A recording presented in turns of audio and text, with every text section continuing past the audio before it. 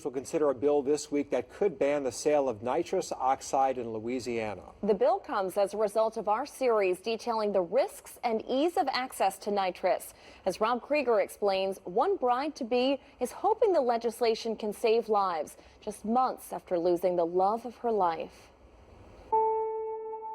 I had everything picked out, my wedding dress, we had everything planned. I was actually going home that day for us to decide where we were going to go on our honeymoon. I called him twice like I do on my way home, and he didn't answer. And I pulled up to our house. I saw that his car was parked in the middle. I went into her room and I was just like, you gotta be kidding me. Found a book sack full of masks, the tank, the connection to the tank.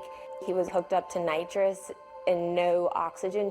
I thought at first he was joking, and so I called his name, and immediately how his body looked, I knew that there is no return. Ashley Broha found her fiancé, who we're not identifying, dead, hooked to a nitrous oxide tank like this. Never in a million years thought I would watch him get rolled out of the house with the coroner's office. An autopsy by the East Baton Rouge Parish coroner last fall determined he died due to asphyxia because of nitrous oxide poisoning, just months before they were set to be married in January. And it all went away in a day. She believes her fiancé bought that nitrous oxide online after finding this box with a shipping label from a company which sells nitrous oxide through this website. How are these people able just to get online and order these tanks with not having to have any type of validation that you're in the medical field, you're in the restaurant industry? Nitrous oxide delivery through the site is offered legally under current law. The site calls it a green alternative to whipped cream chargers, offering direct shipping of these industrial-sized nitrous oxide tanks across the country, even to hotels and Airbnbs. They just ship them to wherever you are. It's just, it blows my mind. This can't be happening. The website links this safety data sheet, warning of the potential toxicity and suffocation risks linked to inhaling nitrous, including frostbite, central nervous system depression, and unconsciousness. Broha is a dental hygienist required by state law to have certification every 2 years just to administer nitrous oxide on a patient. But after the death of her fiancé, she found people seeking a high have far fewer restrictions than those in the medical field. If I have to be certified, if I have to get a license, if I have to renew my license for being a dental hygienist every 2 years, then there's no way that kids and adults should be able to get online and just pay $9.99 for shipping fee and get nitrous tanks delivered to wherever they are. I was incensed.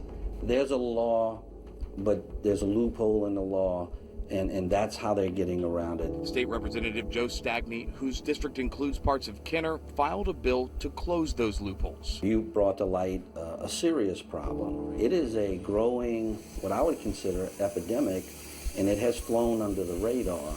Stagney says after seeing our series of stories on nitrous oxide abuse detailing the costs of addiction, the ease of access, and the consequences to innocent lives, he authored legislation due for debate this session. I not only want to ban the sale, I want to go after the manufacturer because they know what they're doing. This is a concerted effort to profit off the health and safety and economic welfare of our state, just so they can make, some money on this. Co-authored with fellow Kenner lawmaker Debbie Villio, Stagney's bill changes key wording in current law.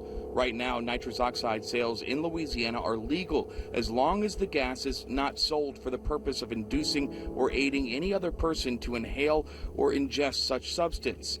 The new law eliminates that language, Stagney says, effectively making the sale of nitrous tanks like these illegal in Louisiana. The tanks have made it easier. It just shows what their motive is. It's not to make whipped cream. Go a half block in any direction in the greater New Orleans region and find this stuff. Somebody's out there either selling it or getting the unsuspecting public hooked on this, and then they have a customer for life. Stagny's bill inflates previous financial penalties for selling nitrous to $2,500 for each violation, or up to a year in prison, or both. It's disingenuous. It's greed. I mean, they're selling it, and the producer's producing it to make a profit, and it's all at the expense of our citizens, their families. And it's sad that they're out there making more and more money as people are losing loved ones like myself, my family, and his family. Broha sees healing beneath that hurt, eager to back the new legislation. When I found out about this bill, it was like he was talking to me and every other family member around the world that has lost someone or is struggling with this addiction. Confident stories like Broha's will convince his fellow lawmakers in Baton Rouge to back the bill. Stagny is ready to make significant change to the way nitrous oxide is treated in the state. Change Broha thinks will save lives. We've had enough. We know enough people that have been hurt and injured by this, and you can't exploit that loophole for profit at the expense of hurting our citizens. I don't want someone else to have to go through my pain, his family's pain, my family pain, our friends. It's not a good feeling to live with. That was Rob Krieger reporting. Lawmakers will consider the legislation in the Criminal Justice Committee Thursday, where Broha says she'll speak on behalf of her fiancé, joining others impacted by nitrous abuse